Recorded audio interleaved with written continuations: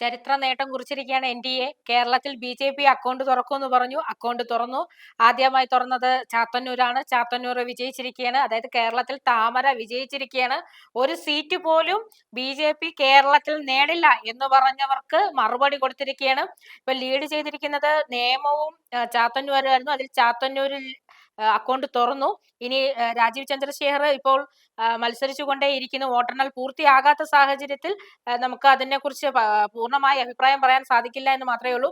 101 സീറ്റുകൾ എടുത്തുകൊണ്ട് UDF മുന്നോട്ട് നിൽക്കുകയാണ്. അതേ സമയത്താണ് നമ്മളെ എല്ലാവരെയും ഞെട്ടിച്ചുകൊണ്ട് ചാത്തന്നൂർ സ്വന്തമാക്കിയിരിക്കുന്നത്. ചാത്തന്നൂരിന്റെ ചരിത്രം അന്വേഷിച്ചാൽ നമുക്കറിയാം, ഇടതുപക്ഷക്കാരുടെ കേന്ദ്രമായിരുന്ന സ്ഥലമാണ്. ആ സ്ഥലം അവിടുത്തെ ജനങ്ങൾ ആർക്ക് വിട്ടുകൊടുത്തിരിക്കുകയാണ്? NDAക്ക് കൊടുത്തിരിക്കുകയാണ്. അതായത് ആദ്യമായിട്ട് ഇവിടെ താമര വിരിയാൻ ഒരു ഇടതുപക്ഷത്തിന്റെ മണ്ണ് തന്നെയാണ് അവര് വേരിറക്കിയിരിക്കുന്നത്. അതായത് ചെളിക്കണ്ടത്തിൽ മാത്രമേ താമര വിരിയൂ എന്ന് പറഞ്ഞെങ്കിൽ ചാത്തന്നൂരിലെ മണ്ണിൽ തന്നെ താമര വിരിയിച്ചിരിക്കുകയാണ്. വളരെ സന്തോഷം തോന്നുന്ന ഒരു സാഹചര്യം കൂടിയാണ്. കാരണം ഒരു പുതിയതായിട്ട് ഒരാൾക്ക് അക്കൗണ്ട് തുറക്കണമെങ്കിൽ അവർ അത്രയും പ്രവർത്തിച്ചിരിക്കണം. അങ്ങനെ CPMന്റെ പ്രധാനമായ സീറ്റുകളെല്ലാം തന്നെ നഷ്ടമായിക്കൊണ്ടിരിക്കുകയാണ്. വീണ്ടും വോട്ടെണ്ണൽ ഇനിയൊരു 3-4 ഘട്ടം കൂടി റിസൾട്ടുകൾ വരാനുണ്ട്.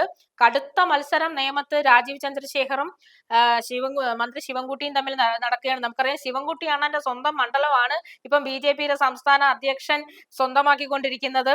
അത് കടുത്ത ഇഞ്ചോടിഞ്ചാണ് നടക്കുന്നത്. അതുപോലെ തന്നെ വട്ടിയൂർക്കാവ് മണ്ഡലത്തിൽ ഇതുപോലെ ഇഞ്ചോടിഞ്ച് മണ്ഡലം നടക്കുകയാണ്.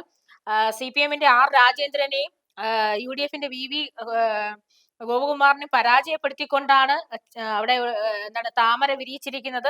എന്തായാലും BJPയുടെ ഒരു അക്കൗണ്ട് തുറന്നു ചാത്തന്നൂര്. അതിശയകരം തന്നെയാണ്. അവരെ സംബന്ധിച്ചിടത്തോളം അഭിമാനകരവും തന്നെയാണ്.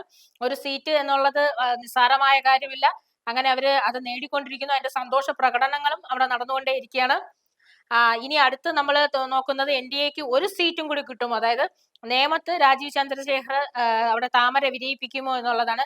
നേമത്തെ സംബന്ധിച്ച് ഈ സാഹചര്യത്തിൽ ഇതൊരു രാജീവ് ചന്ദ്രശേഖരനെ സംബന്ധിച്ച് ഒരു അഭിമാന നിമിഷവും കൂടി ആയി മാറും. സംസ്ഥാന അധ്യക്ഷനാണ്. അദ്ദേഹത്തിന് ഒരു സീറ്റെങ്കിലും BJPക്ക് സംസ്ഥാനത്ത് തുറന്നു കൊടുക്കാൻ സാധിച്ചു.